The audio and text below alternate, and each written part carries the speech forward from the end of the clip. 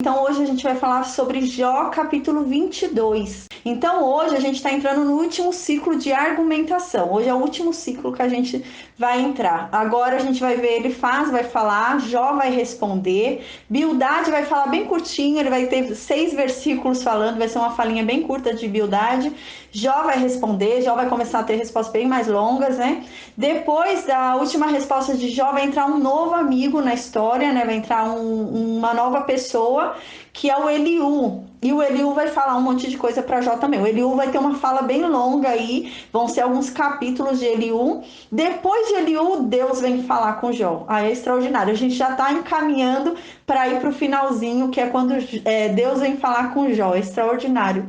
Então a gente já está chegando. A gente está no último ciclo já de conversas, de argumentações. Então agora a gente vai ver ele falando. É a última vez que ele vai falar. Bildade vai falar pela última vez também, né? Então aí depois a gente vai ver a fala de Eliú, depois de Eliú a gente vai ver a fala de Deus, né? A gente vai ver o que Deus vai falar para Jó. Então é extraordinário, a gente já está chegando no finalzinho desse livro. Então hoje, Jó capítulo 22, né? A gente vê no versículo 1, diz assim: então respondeu Elifaz o temanita, né? Então aquele primeiro que havia falado, que era o primeiro mais brando, fala agora pela terceira vez. Aí ele faz o temanita, fala pela terceira vez, aí no versículo 2 ele vem, né, já dando uma enxurrada também de críticas a Jó, né, continuam ainda no mesmo pensamento, os 3 amigos ali continuam no mesmo pensamento de que Jó é um pecador. Aí no versículo 2 ele vem: porventura será o homem de algum proveito a Deus? Antes o sábio é só útil a si mesmo. O que acontece? No capítulo anterior, a gente lembra que Jó havia falado que Deus deixa uns morrerem, uns ímpios morrerem e uns ímpios não. Que Deus deixa que uns ímpios sofram e uns ímpios não. Então Jó começou a falar que Deus faz diferenciação. Então agora ele fala o quê? Mas por acaso Deus tem algum proveito no homem? Ele ganha alguma coisa com a gente para você falar que ele está fazendo essa diferenciação? Deus não ganha nada assim com o homem. Deus não está ganhando nada em manter o homem vivo para você falar isso, que ele não vai punir, que ele não pune uns ímpios, né? Então Deus não tem proveito nenhum. O homem não tem utilidade nenhuma para Deus. Então Deus não está nem aí, como você está dizendo que Deus deixa alguns ímpios vivos, né? Então ele começa a rebater aquilo que Jó havia falado sobre Deus deixar alguns ímpios vivos, né? E ele termina no versículo 2: antes o sábio é só útil a si mesmo, né? Então ele fala: o homem nunca vai ser útil para Deus. O homem é útil só a si mesmo, mas para Deus o homem não tem importância. Tem lógica isso que ele está falando, né? Ele fala o quê? Se você crer em Deus, Deus é Deus. Se você não crer em Deus, Deus vai continuar sendo Deus. Deus não precisa de você para nada, né? Isso que ele está falando. Deus não precisa do homem para nada. Deus não precisa que o homem seja justo. Deus não precisa que o homem seja bom. Deus não precisa de nada. Deus é Deus. Se o homem for pecador, Deus vai continuar sendo Deus. Se o homem for ruim, Deus vai continuar sendo Deus. Se o homem for bom, Deus vai continuar sendo Deus. Então não importa o que o homem faça, Deus vai continuar sendo Deus, né? Então ele fala isso, e é verdade. Aí no versículo 3 ele continua, né?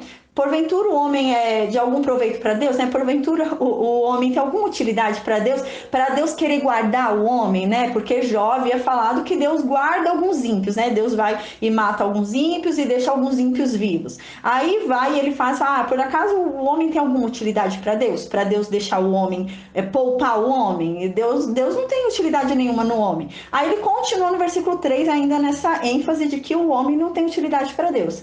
Aí ele fala no versículo 3: ou tem o Todo-Poderoso algum benefício se for justo? Ou seja, Deus vai ganhar alguma coisa se você for justo? Deus não tem diferença para Deus se você for justo ou se você não for justo. Ele vai continuar sendo Deus.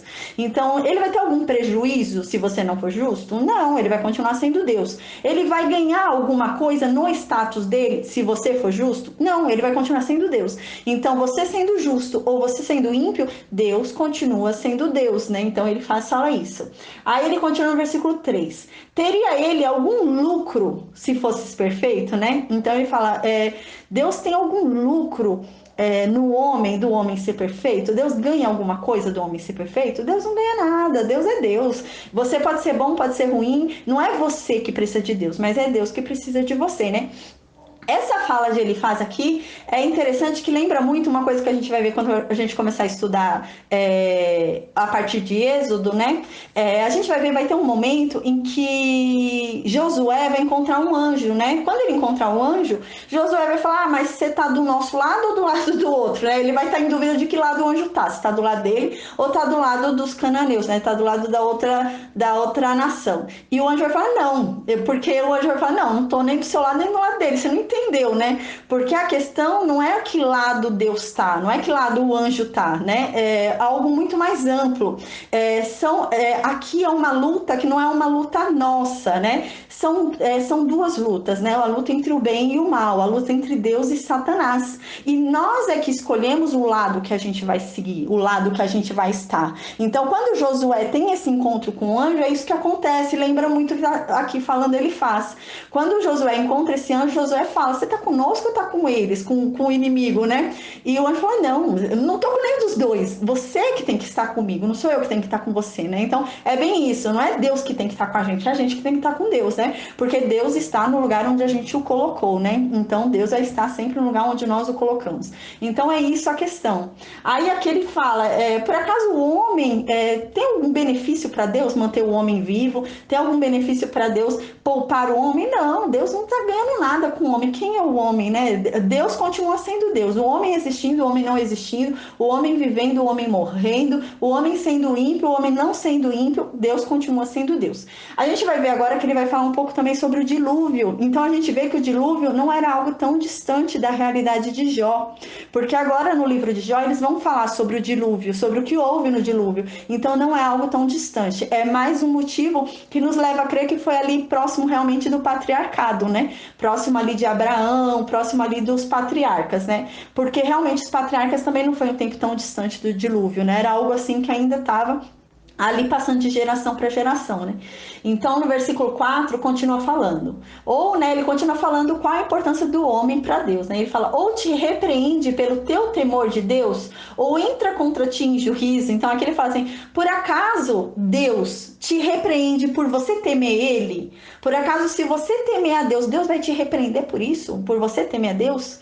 Por acaso, se você for justo, Deus vai te chamar em juízo, se você for justo? Então, aqui ele já está dando uma indireta para Jó, né? Então aqui ele já está falando, Jó, se você fosse bom, se você fosse honesto, se você fosse o que você diz que você é, a paz, Avani, se você diz que você fosse quem você diz que é, você acha que Deus entraria em juízo com você? Deus não entraria em juízo com você. Deus não repreende ninguém por temer a ele, porque a gente lembra que no capítulo anterior Jó tinha falado que conhecia Deus, que ama a Deus, que Deus vai se levantar, que ele ainda vai encontrar Deus com seus próprios olhos, que Deus ainda vai mostrar para todo mundo vai saber que ele foi injustiçado. Então ele falou com fervor de que ele realmente era próximo de Deus, que ele era muito justo, que a caminhada dele era justa, né? Então Jó falou isso, não, minha caminhada é justa, eu sou justo, eu sou um homem puro, eu ando com Deus. Então agora ele vem censurar isso, vem dizer, será que anda mesmo, Jó? Se você andasse com Deus, você não estava vivendo o que você está vivendo, Jó. Então ele fala isso. Ele fala no versículo 4, por acaso Deus repreende alguém que o teme? Se você estivesse temendo ele estava te repreendendo. Por acaso Deus entra em contenda com alguém que é bom, que é justo perante ele? Não, então alguma coisa tem aí, Jó. Se Deus está te chamando é porque alguma coisa você fez. Aí aqui no versículo 5, a gente vai ver que vai começar a falar quais são os pecados de Jó. Vai ver pela situação de Jó, pela vida de Jó, pela condição social de Jó, quais pecados Jó poderia ter cometido. Então ele vai começar a falar uma lista de pecados e vai falar o que Jó deve ter cometido, algum pecado. Então não bastou ter falado que Jó era um pecador. Agora eles vão começar a insinuar os pecados de Jó. Eles vão começar a falar o que foi que Jó fez de errado. Eles vão começar a falar mal de Jó, porque eles vão insinuar pecados que Jó não fez. Porque no início do livro a gente lembra que é muito claro que Jó era justo, Jó era um homem bom e Jó era um homem perfeito. Então ele não cometeu esses pecados que ele vai falar que ele cometeu. Mas ele não tem mais o que falar. É aquela coisa, você quer argumentar, você não quer perder na discussão, você começa a inventar mentira para provar provar que o que você está falando é verdade. E é isso que vai acontecer agora. Vai começar a falar coisas que não são verdades para tentar fortificar o que ele está falando, para falar que ele está falando certo. Então ele vai começar a fazer isso, vai começar a inventar pecados para Jó. Aí ele começa no versículo 5. Por acaso não é grande a tua maldade? Então aqui ele está falando de Jó. Aqui ele já centralizou. Ah, Jó. É porque primeiro a gente lembra que primeiro ele falou, ó, por acaso o homem tem alguma importância para Deus? Por acaso Deus vai punir alguém que é bom? Por acaso Deus pune alguém porque essa pessoa teme a ele? Por acaso alguém é punido porque é justo?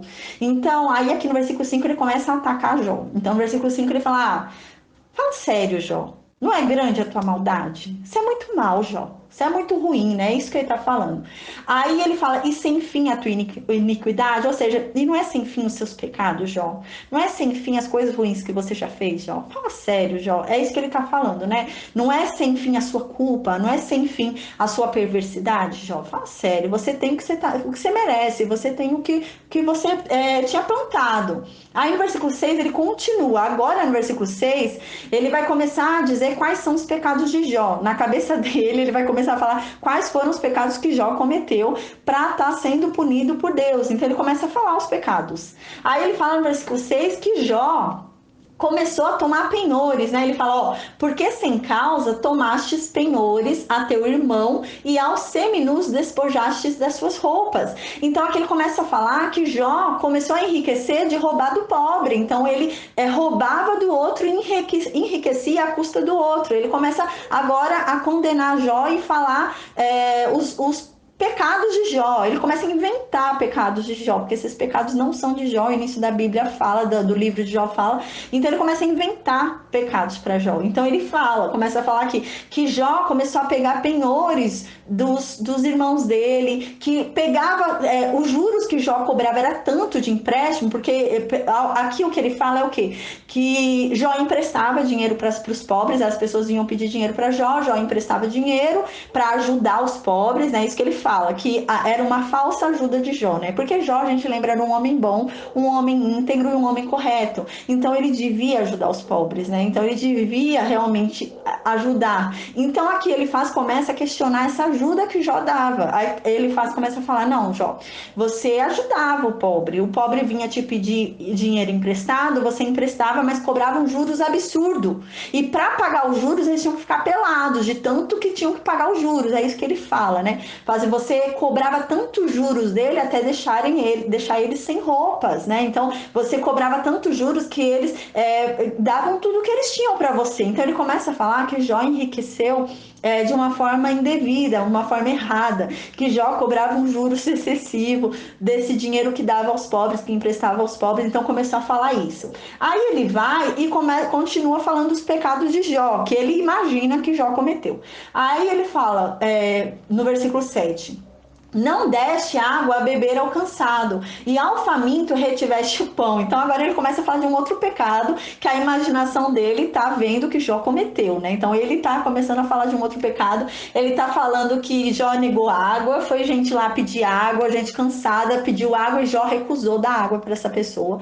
Jó não quis dar água para quem passava lá na porta dele. A pessoa pedia comida, ele não dava comida, e a pessoa pedia água, ele não dava água. Então ele começa a falar isso, que os viajantes, as pessoas passavam na porta de Jó, pediam comida, pediam água e Jó se recusava e não dava. Isso tudo da cabeça dele ele faz imaginando, né? Então ele faz não contente ele não tinha nada ali concreto na mão dele para provar que Jó era um pecador. Ele começou a inventar pecados de Jó, né? Aí no versículo 8 ele continua ainda, né, na imaginação dele fértil.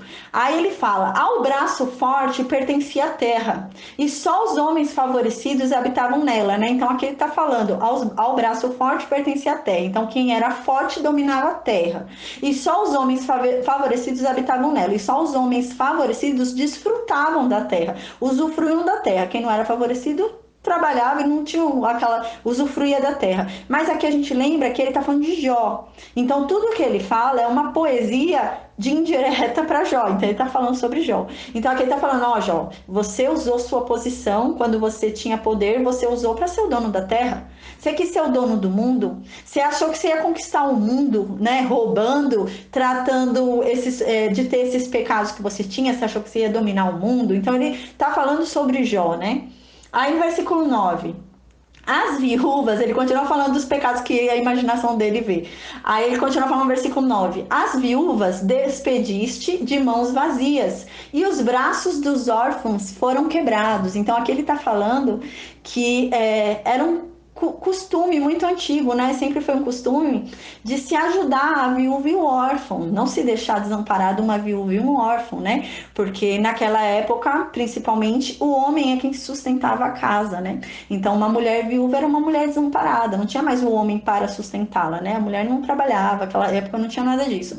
Então, ele fala que ele não ajudava essas mulheres, né? Ele começa a falar que ele despedia as viúvas e não ajudava as viúvas, né? E aqui os órfãos também, aí fala que os braços dos órfãos foram quebrados, então ele nunca ajudava os órfãos e ainda maltratava os órfãos. Quando ele fala os braços dos órfãos foram quebrados, é no sentido de a força dos órfãos foi quebrada, ou seja, Jó maltratava tanto os órfãos que os órfãos ficavam sem esperança, né? Sem ânimo, ficavam desanimados. É isso que ele está querendo dizer, que ele maltratava os órfãos, né? Então ele despedia as viúvas sem dar comida para elas, sem dar alguma coisa para as viúvas, e ele maltratava os órfãos. Aí no versículo 10 diz: por isso, né, por todos esses pecados que eu te falei, que ele está imaginando, né, todos esses pecados a gente lembra que é da imaginação de ele faz, porque não tem esses pecados, então ele fala por isso, por todos esses pecados que eu elenquei, né, porque a gente vai ver mais pra frente que ele vai falar que ele está falando em nome de Deus, né, Deus está usando a boca dele para falar, então agora ele fala, por isso, né, por conta desses pecados que eu acabei de te falar, você agora está rodeado de laços e de pavores repentinos se assusta. Então a gente lembra que Jó havia falado, né, que primeiro um dos amigos falou que o ímpio, ele cai na sua própria rede, né? Ele tem uma trama, ele arma uma coisa, uma arapuca, faz uma armadilha, e o próprio passo dele, leva ele a uma armadilha, ele acaba sendo enlaçado pela própria armadilha dele. Aí a gente lembra que Jó se defendeu disso e falou, não, foi a rede de Deus que me pegou, não foram os meus passos que me levaram até aqui, foi a rede de Deus, Deus que me enlaçou, Deus que me pegou, não fui eu. Aí agora ele fala, não, foi você mesmo, Jó, não foi Deus que te enlaçou, você que merece esse laço aí no teu pé, é isso que ele está falando. Aí no versículo 10 ele fala, por isso estás agora rodeado de laços. Então, por isso você tem essa rede nos seus pés. Por isso você foi enlaçado. Não é que Deus que realmente te pegou sem você ter nada. Não, foi por causa disso. Porque você cometeu esses pecados que eu acabei de falar, né? Então, ele começa a falar um monte de pecados ali, dizendo que Jó cometeu aqueles pecados. Aí ele fala, e de pavores repentinos se assusta, né? Aí no versículo 11, ou trevas em que nada vês, e águas transbordantes te cobrem, né? Então aqui ele fala, por conta disso, por conta desses pecados que você cometeu, por conta de tudo isso que você fez, por conta disso que você tá assim. Você está de tal forma como se você fosse um homem se afogando. Jó, você está como se fosse uma pessoa se afogando e você não consegue ver nada. A sua visão foi tampada, você não consegue ver, Jó, que você está errado, que você é um ímpio, Jó, você não está conseguindo ver isso. Aí no versículo 12, porventura não está Deus nas alturas dos céus? Olha para as estrelas mais altas, que altura, né? Então ele fala assim, por acaso Deus não está no céu? Deus não está lá no alto? Quando a gente olha para o alto, a gente fala, nossa, que altura. A gente não consegue nem imaginar onde Deus está, porque Deus está além dos nossos olhos, né? Então a gente olha e não consegue ver onde Deus está. Aí no versículo 13 ele vai começar a falar sobre isso. Aí no versículo 13 ele fala, e você diz, né, e Jó diz, que sabe Deus, né? Então ele está falando, e você, Jó, fica falando, Deus não sabe de nada. O que Deus sabe? Deus está muito longe para saber de alguma coisa que acontece aqui na Terra. Deus está lá no céu, acima das nuvens, as nuvens estão atrapalhando a visão dele, Deus lá de cima não está conseguindo ver direito. Ele está vendo errado as coisas aqui na Terra. Então ele está julgando errado as coisas aqui na Terra. Deus não sabe de nada. É isso que ele faz, está dizendo. Aí ele fala aqui no versículo 3. E você, Jó, diz, né? Que sabe Deus? Deus não sabe de nada. Do que Deus sabe?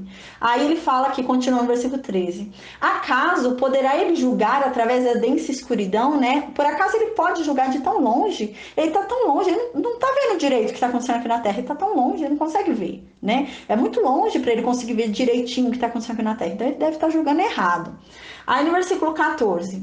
Grossas nuvens o encobrem, de modo que não pode ver. Então aqui ele está falando, ó Jó, você fica falando que Deus está lá no alto, Deus está lá no céu, e lá do céu ele não vê direito a terra, não está vendo direito o que está acontecendo na terra, porque tem nuvens ali, grossas nuvens, que estão encobrindo o ver dele, né? Então ele não está vendo direito, porque as nuvens estão impedindo impedindo Deus de ver direito, né? A gente lembra que é uma poesia, né? Esse livro é poético, né? Então aqui ele está fazendo uma poesia de que Deus não consegue ver o que realmente acontece no mundo, porque Deus está muito longe e entre Deus e a terra existe um universo escuro, existem as nuvens e fica muito nebuloso para Deus conseguir ver o que realmente acontece na terra, né? Então ele está falando isso, que Jó está usando esse argumento para falar que Deus é injusto, que Deus não está vendo a injustiça na terra e está distribuindo a justiça de uma forma errada, né?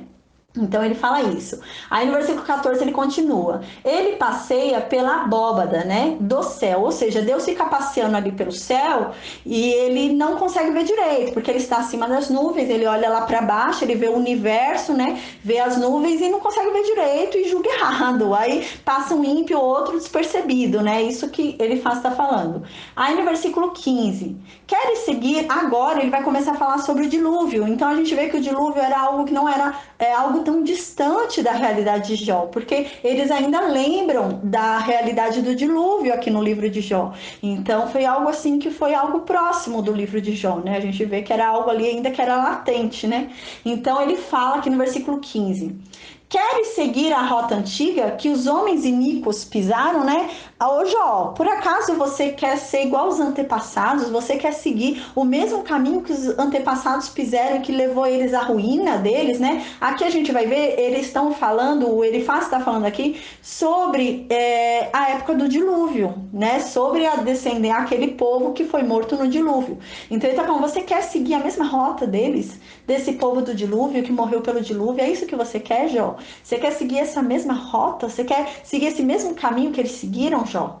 Aí no versículo 16, aí agora ele vai falar que esses iníquos, essas pessoas que trilharam esse mau caminho, foram arrebatadas antes do tempo. Então essas pessoas que ele está dando, por exemplo, para Jó, foram levadas antes do tempo, né? E aqui diz, o seu fundamento, uma torrente o arrasta, né? Então fala assim, a base deles foi levada por uma enchente, né? Então tava assim, ó, Jó, essas pessoas que você está querendo seguir, que você está querendo agir igual eles agiram, que você está querendo seguir o caminho deles, essas pessoas elas foram levadas antes do tempo. Era para elas terem vivido muito mais, né? E a gente lembra quando a gente estudou o dilúvio, né? Realmente Deus deu um prazo ali para que eles se arrependessem. Deus queria salvar todo mundo. Deus não queria salvar só a família de Noé. Deus queria salvar todo mundo, né?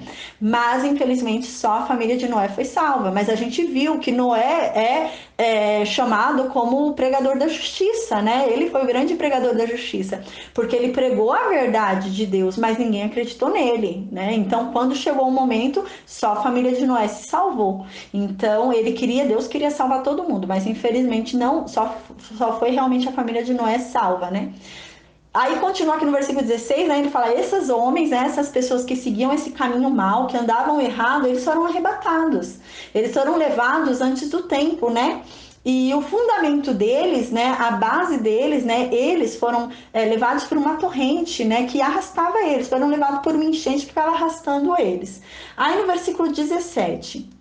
eles diziam a Deus, né? Retira-te de nós. Então aqui ele começa a falar um pouco sobre a realidade desse povo do dilúvio, né? Porque Noé ficava ali pregando para o pessoal do dilúvio, que o dilúvio estava chegando, que a mão de Deus estava vindo, né? Que ia pesar sobre eles. E aqui fala sobre o que esse povo falava, né? O que esse povo, como esse povo reagia à pregação de Noé, né? Aí aqui diz, né, que o povo respondia assim para Noé: ah, retira-te de nós, né? Eles falavam para Deus: retira-te de nós, Deus, a gente não precisa do Senhor não, né? A gente lembra que havia a descendência de Caim, né? Que era uma descendência perversa e era uma descendência que havia realmente se afastado de Deus, né? Era uma descendência que não seguia Deus, que não queriam andar com Deus, né? A descendência de Caim.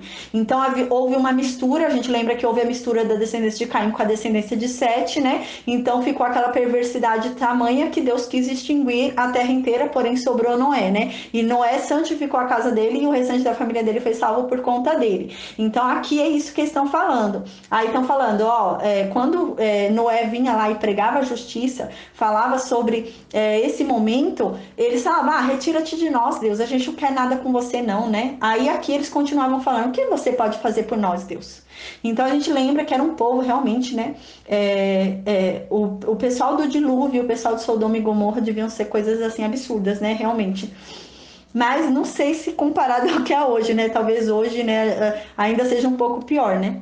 Aí no versículo 18: contudo, ele enchera de bens as suas casas, né? Então essas pessoas que falavam: ah, Deus, retira-te de nós, a gente não quer nada contigo não, o que você tem para nos dar? Aí aqui fala no versículo 18, eles falavam isso, porém era Deus que enchia as casas dele. Porém era Deus que dava saúde para eles. Porém era Deus que dava comida para eles. Porém era Deus que fazia eles serem fartos, né? Então tudo que eles tinham era Deus que dava para eles. Mas eles ficavam falando para Deus se apartar deles. E realmente Deus se apartou.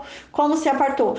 Julgando eles no dilúvio, né? Então é isso que está falando aqui no livro de Jó. Aí ele fala: longe de mim o conselho dos perversos, né? Longe de mim seguir o que esses homens dizem, né? Longe de mim seguir o que essas pessoas falam, seguir o conselho dessas pessoas, de se afastar de Deus, longe de mim isso. Aí no versículo 19 ele continua: os justos o veem e se alegram, e o inocente escarnece deles. Então aqui ele vai começar a falar sobre Jó, porque a gente lembra que Jó havia falado que os amigos dele só zombam dele. Então a gente lembra que no capítulo anterior Jó falou: ó, se vocês apenas me ouvirem, ficarem quietos e me ouvirem, isso já vai ser o meu consolo. Aí depois disso Jó ainda falou: ó, se vocês me deixarem falar, deixa eu falar o que eu quiser falar, me tolerem falando, me aguenta falar, suporta o que eu vou falar, depois vocês zombam de mim. Aí agora ele está explicando por que eles zombam de Jó. Agora ele começa a explicar por que eles estão zombando de Jó. Então ele está falando: ó, os justos, quando veem os ímpios serem punidos, eles se alegram. Então ele está falando isso para Jó. Fala: Jó, a gente está zombando de você, a gente está aqui alegre porque a gente está vendo um ímpio ser punido. É isso que ele está falando para Jó, né? Porque Jó havia falado: não, vocês ficam zombando de mim, né? Então deixa eu falar, depois vocês zombam, que é só o que vocês sabem fazer, zombar de mim, né? Vocês ficam aqui zombando da minha cara, rindo da minha cara. Então faz isso, ninguém me respeita mais. E agora eles começam a justificar. Começa a justificar porque zomba de Jó. Então ele está falando que ele zomba de Jó porque ele está vendo em Jó a mão de Deus, né? A punição ali da mão de Deus. Então ele fala aqui, ó, os justos, né? Ele se considera justo. Então ele está falando justos, eu, né? Eu e o Bildade e o Zofar, que somos justos. Quando vem o ímpio ser punido, a gente se alegra. Então os justos se alegram quando os ímpios são punidos. Aí ele continua ainda no versículo 19: e o inocente escarnece, né? Escarnece zomba, né? E o inocente zomba dos ímpios, né? Então aqui ele está falando, nós três somos justos, nós três somos inocentes, Jó. Então a gente vê um ímpio sendo punido, então a gente zomba mesmo, porque é um ímpio que está sendo punido, ele merece mesmo essa punição. Então é isso que ele está falando, né? Então a gente zomba mesmo de você, Jó, a gente vai continuar zombando mesmo de você, é isso que ele está falando. Aí no versículo 20, dizendo: na verdade, os nossos adversários foram destruídos e o fogo consumiu o resto deles, né? Então aqui ele fala: na verdade a gente ri porque os nossos adversários foram destruídos, né? Porque o ímpio foi destruído, né? Porque ali ele entendia, havia um entendimento errado aqui em Elifaz, né? porque ele não tinha um entendimento que a Bíblia nos dá hoje, né, por meio de Jesus Cristo, que nós devemos amar ao próximo, né? Nós devemos amar ao próximo, nós não devemos amar ao pecado, mas nós devemos amar ao próximo. E é por meio do amor que a gente convence, né? Por meio do amor que a gente ganha alguém, né? Só que eles não tinham esse entendimento aqui. Então eles entendiam o quê? Que eles tinham que odiar o ímpio. E você não tem que odiar o pecador, você não tem que odiar o ímpio. Você tem que amar o pecador, você tem que amar o ímpio. A Bíblia fala, em primeiro lugar, o amor. O amor é mais importante de tudo. Por quê? Porque é o amor que convence. É pelo amor que você ganha tudo. É pelo amor que se conquista, né? Então você só confia, só ouve quando você ama. Então você precisa amar. Então isso é o mais importante. Mas eles entendiam que não. Eles entendiam que tinha que odiar o ímpio, então eles tinham ódio do ímpio, eles não amavam o ímpio, então eles sentiam prazer na destruição do ímpio. E a gente sabe que a Bíblia hoje nos ensina que não, nós não devemos ter prazer no ímpio, nós não devemos ter prazer no sofrimento do outro, nós devemos nos compadecer, nós devemos ter compaixão daquele, né? Porque na verdade ele é um inocente, ele é um ingênuo, ele é uma pessoa enganada, né? Ele não descobriu a verdade, ele não teve os olhos abertos para a verdade, então ele foi enganado, ele foi iludido e foi condenado dentro dessa ilusão, porque ele não conseguiu abrir os olhos para a verdade, né? Então é isso que é falado. Peraí só um instante que eu vou entrar aqui que caiu. Então é isso que está falando aqui, né? Então eles não tinham esse entendimento, né? Aqui nesse tempo eles tinham um entendimento que tinha que odiar o ímpio, então eles odiavam o ímpio. Então aqui ele fala, ó, na verdade a gente está rindo porque os ímpios estão sendo destruídos, então a gente está rindo mesmo, Jó. Então a gente vê aqui que eles provavelmente ficavam ali com Jó dando risada da cara de Jó, né? Jó devia falar e eles ficavam rindo. Então a gente ri mesmo porque os nossos adversários, os ímpios estão sendo destruídos, então a gente está alegre, a gente está rindo. Então era uma justiça distorcida, né? A gente vê que eles entendiam sobre Deus errado, né? Eles entendiam um Deus errado ali naquela época. Então eles entendiam que Deus não era Deus de amor, né? Porque Deus não amava, Deus só punia, Deus não tinha amor pelo ser, né? Mas e também eles não amavam, né? Então eles também não tinham amor pelo pecador, não tinham amor pelo ímpio. Eles queriam estar no lugar de Deus e julgar o ímpio, né? Então a gente observa isso. E fala, e o fogo consumiu o resto deles, né? Então aqui ele fala de um julgamento. Você vê que ele fala de dois julgamentos aqui. Ele fala de um julgamento que foi do dilúvio. E agora ele fala de outro julgamento, que foi o julgamento de Sodoma e Gomorra. Porque os ímpios foram consumidos pelo fogo. Então eles falam desses dois julgamentos aqui. Aí no versículo 20 ele fala sobre esse julgamento do fogo. Então ele fala que um julgamento foi com relação à enchente, né, que a gente viu, que veio uma enchente e levou os ímpios, e eles foram julgados por meio da água, né, foram levados ali. E agora no versículo 20 ele fala que o restante dos ímpios que ficaram na terra foram destruídos pelo fogo, né? Então foram aqueles destruídos em Sodoma, Gomorra, Adimá, Zeboim. Então ele está falando disso, dessas cidades, né? Então aqui ele está equiparando Jó a essas pessoas, né? Ele está equiparando Jó a Sodoma, Gomorra, ao pessoal do dilúvio, né? É complicado. Imagina a cara dos três depois vindo para Jó, entregando sacrifícios para que Jó ore pela vida deles, porque senão eles iam morrer, né? No final da história. Imagino eles que meteram tanto pau em Jó, falaram tão mal de Jó, vão depender da oração de Jó para ficarem vivos, né? Aí no versículo 21, reconcilia-te, pois, com ele, e tem paz, e assim te sobrevirá o bem. Então aqui ele está falando para Jó, né? Eles têm claramente a ideia de que Jó está afastado de Deus. Então eles têm essa ideia clara na cabeça deles de que Jó não tem Deus, Jó não está com Deus, então Jó está afastado de Deus. Então ele fala, Jó, volta para Deus. Volta para Deus e você vai ter paz. Se você voltar para Deus, você vai ter paz. Só que o problema de Jó não era se voltar para Deus, Jó era com Deus, né? Jó era com Deus, Jó era um homem ali, Jó não era qualquer homem, né? Não era qualquer homem. Jó era o homem mais justo, mais perfeito da época dele. Ele era mais justo que aqueles três amigos, ele era mais justo que todo mundo daquela época, de toda aquela geração. Jó era o homem mais perfeito. Jó foi a grande aposta de Deus. Deus apostou em Jó para ganhar de Satanás. Então, Jó não era qualquer pessoa. E eles julgavam a Jó dessa forma. Então, ele vai falando no versículo 21. Jó, se reconcilia com Deus. você está afastado. Não é possível, tudo que você está vivendo, você está afastado de Deus, só pode, né? E aqui fala, e você, se fizer isso, você vai ter paz. E assim vai acontecer o bem para você, né? Então, se você se reconciliar com Deus, o bem vai acontecer com você. Só que Jó não estava brigado com Deus. Jó estava com Deus, né? Então, esse era o conflito, né? Jó era o homem mais justo daquela geração. Então, esse era o conflito. Aí no versículo 22, né? Na verdade, Jó entendia que aquilo era uma punição, né? Entendia que aquilo era um sofrimento e uma punição, mas na verdade Jó estava recebendo um privilégio. Porque Jó, Deus confiou em Jó para vencer Satanás. Havia uma grande luta ali espiritual, né? Então, Jó estava do lado de Deus naquela luta, né? Então era a luta entre Satanás e Deus. Jó ali no meio, é aquela história que eu falei no início hoje do estudo sobre Josué. Quando Josué chega lá e vê um anjo, Josué vai falar, mas você tá de que lado? Do meu lado ou do lado deles, né? Do lado do meu inimigo. E o anjo fala, não, o anjo não tá do lado de ninguém. É o contrário, a pergunta é outra que tem que ser feita, né? A luta, né, é entre Satanás e Deus. De que lado nós estamos, né? Então, o anjo fala, não, de que lado você está? Você está do meu lado? Do lado? Eu sou anjo, você está do meu lado? Você está com Deus ou não está, né? Então, é a mesma coisa aqui, né? Eles não entendiam. Então, Jó achava que ele estava sendo punido, ele achava que ele estava sofrendo, que ele era uma pessoa assim que estava vivendo todos os males da vida, mas na verdade ele era um privilegiado e ele não conseguia ver isso. Ele era um privilegiado porque Deus havia escolhido ele para ser o único guerreiro dele naquela batalha. Então Jó estava ali representando a Deus naquela batalha.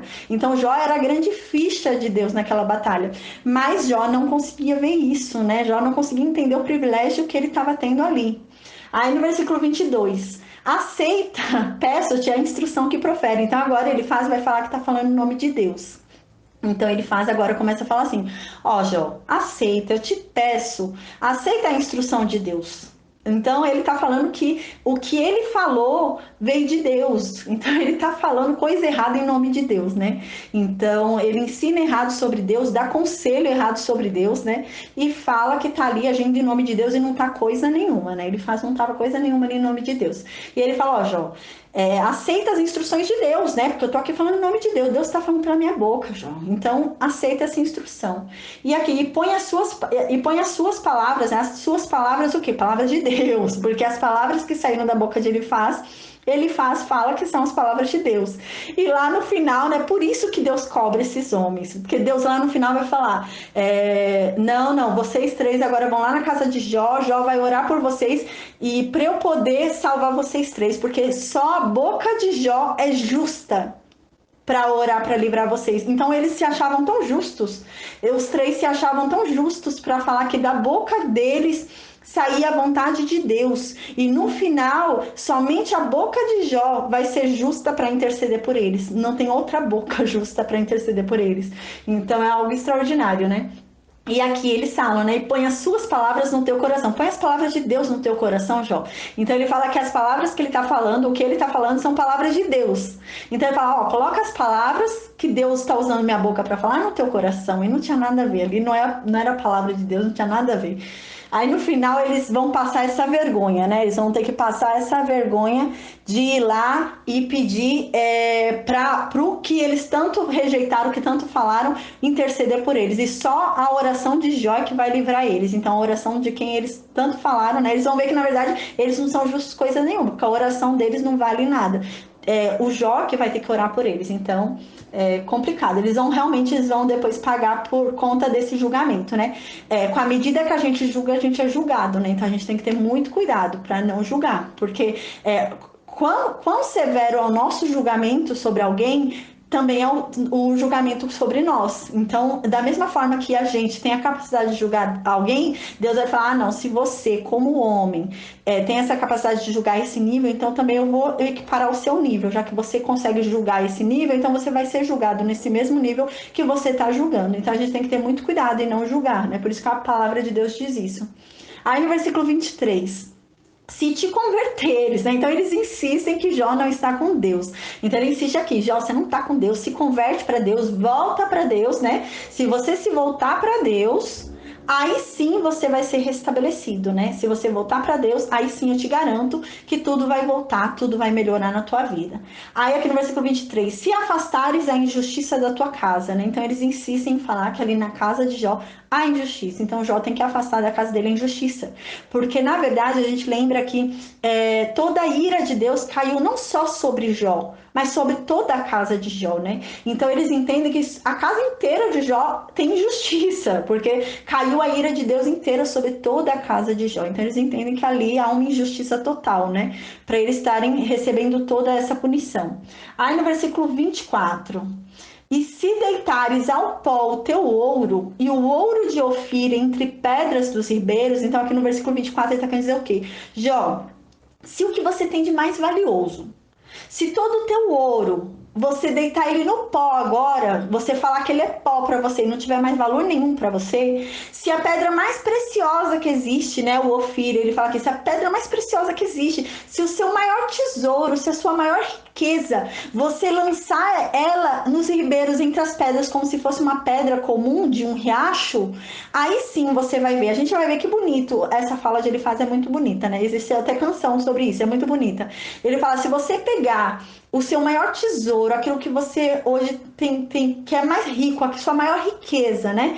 E entender que aquela sua maior riqueza, aquele seu maior tesouro não é nada, aquilo é pó, não vale nada. Aí no versículo 25 ele fala, então Deus será o teu ouro e a tua prata escolhida, né? Então aqui ele fala, olha, Jó, se você abandonar a tua riqueza, se você entender que o seu maior tesouro é Deus, né? Então ele tá falando isso.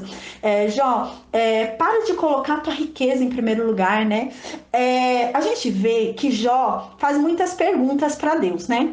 No começo, Jó realmente faz perguntas um pouco indignado com a situação que ele está vivendo, porque ele não merecia viver aquilo. Mas em um determinado momento, a gente observa que parece que o ego de Jó fica um pouco maior.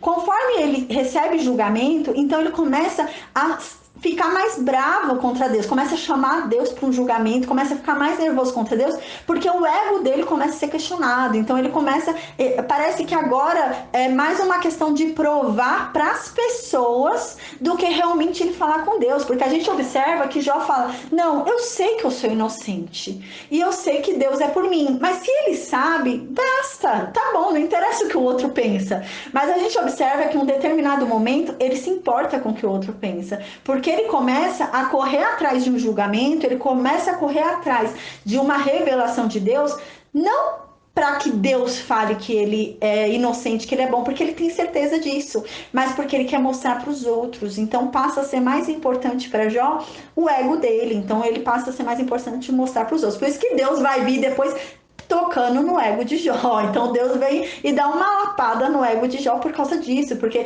chega um momento que parece que o ego de Jó fica mais importante. Então Jó sabe a relação que ele tem com Deus, e não importa o que o outro pense, o que o outro fale. Tem um momento que Jó entende isso. Ele fala, não me importa se vocês entendem ou não, não me importa mais nada, o importante é que eu sei que eu estou com Deus. Mas só que com o passar do tempo ele começa a se incomodar e o ego dele fala mais alto. Não, eu quero que eles reconheçam, Senhor, que eu tô certo. Eu quero que eles reconheçam que eu sou bom. Eu quero que eles... Então começa o ego dele a inflamar, né? Por isso que Deus vem depois dar uma lapada no ego de Jó. No final do livro a gente vai ver. Por conta disso, o ego começa a subir, né, de Jó. Então aqui, por conta desse ego, né? Esse ego que a gente vê que os amigos dele começam a questionar muito sobre esse ego, para ele baixar o ego dele. Então agora o amigo dele tá falando assim, Jó, é bonita essa fala que ele faz, né? O amigo dele fala, Jó, se você pegar tudo que for mais precioso para você e entender que aquilo não vale nada e colocar Deus no lugar daquilo que era mais precioso para você, aí sim, aí Deus vai ser seu maior tesouro e você vai ver como tudo vai mudar, né? Então é o que a palavra de Deus diz, né? Colocar Deus, né, em cima de todas as coisas, né? Colocar Deus acima de tudo. E ele fala isso aqui. E é muito bonito isso que ele fala, né? Aí no versículo 24 e 25, para repetir, que são as falas mais bonitas que ele faz, eu acho, que diz, e deitares, né? E se você deitar ao pó o teu ouro, Jó, e o ouro de Ofir, né? A pedra mais preciosa do mundo, o ouro é aquilo que é mais precioso no mundo. Se você considerar aquilo como uma pedra qualquer de um riacho, então aí sim, Deus vai ser o teu ouro e vai ser a tua prata escolhida, porque você vai escolher Deus como seu maior bem, né? Você vai escolher Deus como a sua maior riqueza. Aí no versículo 26 fala: então, deleitar-te-ás, pois no Todo-Poderoso, e levantarás o rosto para Deus. Aí ele fala o quê? Jó, se você fizer isso, se você colocar Deus como sua maior riqueza, como seu maior tesouro, você vai ver, você vai ter prazer nele. Hoje você não tem prazer em Deus, você quer chamar Deus para treta, você quer chamar Deus pro juízo, você tá aqui brigando com Deus. Hoje você tá aqui revoltado com Deus, perguntando por que Deus fez isso. Mas se você fizer isso que eu tô falando, Jó, colocar Deus assim como a sua maior riqueza, você vai ter prazer em Deus. Você vai falar de Deus com prazer, né? E vai levantar o seu rosto para Deus. Quando ele fala em levantar o seu rosto para Deus, né? Primeiro porque a gente lembra que Jó fala que ele não consegue mais levantar o rosto, porque ele olha e lembra da vergonha que ele está passando, né? Da miséria que ele está vivendo, então ele não consegue levantar a cabeça. Mas aqui a gente vê que ele não fala de levantar a cabeça aqui no nosso nível, mas de levantar a cabeça aos céus para Deus, né? Porque ele está falando o quê? Aí você vai conseguir olhar para Deus de verdade, Jó. Você vai conseguir olhar para Deus com os olhos de verdade e vai ter uma oração de prazer. Você vai ter uma oração de alegria para Deus. Você vai conseguir olhar aos céus e falar com Deus em alegria, Jó. Então é isso que ele está falando. Às vezes eles falam umas coisas que são bonitinhas, né? Os amigos dele. Tem algumas coisas também que são reais, são sinceras, são verdadeiras, mas fora do contexto. Não servem para Jó, né? Mas são algumas coisas reais. Mas tem muita coisa também que não tem nada a ver, né? Que eles falam que não é Deus, não é a verdade de Deus. Aí no versículo 27 ele continua falando, ele faz, né? Orarás a ele e ele te ouvirá, né? Então você vai orar a Deus e Deus vai te ouvir e pagarás os teus votos. O que que acontece? Nessa época era muito normal a pessoa orar e fazer votos. Então você orava pedindo uma coisa e você prometia, né? Falava que se você conseguisse aquilo, se Deus te desse aquilo, você ia sacrificar tal coisa. Um animal, por exemplo. Então, era um voto, porque era um sacrifício por conta de uma conquista, né? Então, ele começa a falar sobre isso, porque a gente lembra que Jó vem falando, que Jó vem orando e as orações dele não vêm sendo respondidas. Então, Jó, vai falar sobre isso, que agora Jó teria suas orações respondidas, né? Se colocar Deus como seu maior tesouro. Então, ele fala, orarás a Deus, né? E Deus vai te ouvir, e você vai pagar os teus ossos. Por que Jó vai pagar os votos, né? Porque ele vai começar a sacrificar porque ele recebeu. Então ele vai começar a ter as orações ouvidas, né? Ele vai orar, vai prometer um voto, né? Vai orar e vai falar: se o Senhor me der tal coisa, eu vou ficar, sei lá, ele faz algum voto que vai fazer alguma coisa, né? Então, se o Senhor fizer isso, eu vou sacrificar uma ovelha. Então, ele vai cumprir os votos dele, ele vai começar a oferecer os sacrifícios dele de voto, porque as orações dele foram ouvidas. Então ele vai começar a ser ouvido. É isso que ele está falando, né? Jó, se você fizer o que eu estou falando, suas orações vão ser ouvidas. Deus não te ouve hoje, mas se você fizer o que eu estou falando, Deus vai te ouvir. Aí ele continua no versículo 28. Seja o que for que desejares. É aquele já... A gente vê que ele já é ousado, né? Ele já é ousado. É bonito isso, né? Existem algumas falas bonitas, mas essa fala dele é bonita e é ousada. E é uma verdade, né? Seja o que for que desejares, Deus vai te conceder. Então, se você colocar Deus acima de todas as coisas, se Deus for seu maior tesouro, se Deus estiver no lugar que tem que estar na tua vida, né? Porque Deus está no lugar em que nós colocamos Ele. Então, se Deus estiver no lugar certo na tua vida, tudo que você desejar, tudo que o seu coração pedir, Deus vai te dar. Deus vai ter prazer em te dar. Aí ele continua: a luz do céu iluminará o caminho à tua frente, né? Então, você não vai andar mais perdido, Jó. Você não vai ter confusão em nada, porque Deus vai guiar os teus caminhos. Deus vai te mostrar o caminho certo e você vai andar pelos caminhos de Deus. E a vontade de Deus é boa, perfeita e agradável. Então, não tem como dar errado. Você vai andar no caminho perfeito, agradável e bom. Aí aqui no versículo 29 ele continua: quando alguém for humilhado e você disser coragem, então o humilde será salvo, né? Então aqui ele fala, ó, Quando alguém for humilhado, e você agora, Jó, você vai conseguir animar essa pessoa. Se você estiver com Deus, você vai ser restabelecido, você vai ter suas orações respondidas e você vai começar a ajudar outras pessoas, você vai começar a ensinar, você vai começar a animar. Então hoje você precisa de ânimo, mas você vai começar a distribuir ânimo para as pessoas, né? E você falará para a pessoa ter coragem, né? E ela vai ser salva. Aí no versículo 30 ele fala, né? Ele aqui também age com ousadia, ele faz, né? E no versículo 30 ele fala, ele, né, Deus, vai libertar até alguém que não é inocente. Então Deus vai libertar até alguém que não merece ser liberto. Sim, aí ele fala, sim, ele vai ser libertado.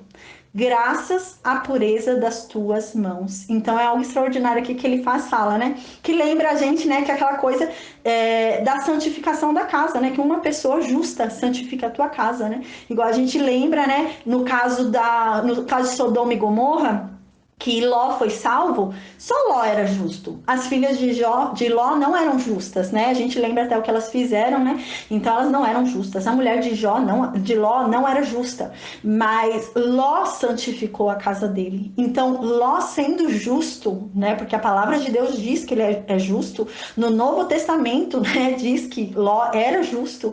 Então por Ló ser justo, ele santificou aqueles que não eram inocentes. Então Ló, sendo justo, santificou as filhas dele que não eram inocentes e a mulher dele, por isso que eles foram salvos, né? Eles foram retirados de lá da destruição de Sodoma e Gomorra. Por causa disso, a mesma coisa Noé. Noé era justo. Não eram os filhos dele, não era a mulher dele, era Noé que era justo. Mas Noé santificou a sua casa. E é aqui isso que ele fala, né? A sua oração. Você vai ser tão justo, mas tão justo, que você vai conseguir purificar os outros por causa da tua pureza. Não por causa da inocência deles, não porque eles mereçam a justiça, mas porque a tua justiça vai expandir para aquele que está do seu lado. Então vai ser uma justiça que vai santificar o outro, né? Então você vai ser tão justo que você vai santificar até o outro. Aqui também é meio uma indireta, uma ironia para Jó, né? Porque Jó fica falando que ele é inocente, né? Que ele é inocente, que ele é inocente, que ele é inocente. E aqui ele fala assim, Jó, quando você for justo, quando você seguir a Deus, quando você fizer tudo o que eu tô falando, a sua justiça vai alcançar o outro e você vai conseguir libertar alguém que não é inocente. Então, você vai conseguir santificar alguém que não é inocente, né? Então, ele começa a falar isso, meio dando uma indireta ali para Jó, porque Jó continua falando que ele é inocente, né? Então, ele sendo um justo, ele sendo um puro, né? Tendo a pureza das mãos dele, ele consegue, pela pureza dele, pela santificação dele, pela justificação dele, né? Consegue libertar uma pessoa que não é inocente. Então, ele fala, né? Que hoje ele quer se libertar dizendo que ele é inocente. Então ele não é inocente, né? Isso que ele faz está querendo falar, você não é inocente, Jó. Se você fosse inocente, você libertaria até quem não é inocente. Então, se você não está sendo liberto hoje, sendo inocente, é porque você não é inocente. Então, é isso que ele faz, está falando. Então, eles vão e atacam mais uma vez, né? A essa inocência de Jó, né? Essa justificação de Jó, né? A Jó ser justo. Então a gente vai estudar na segunda-feira a resposta de Jó a isso.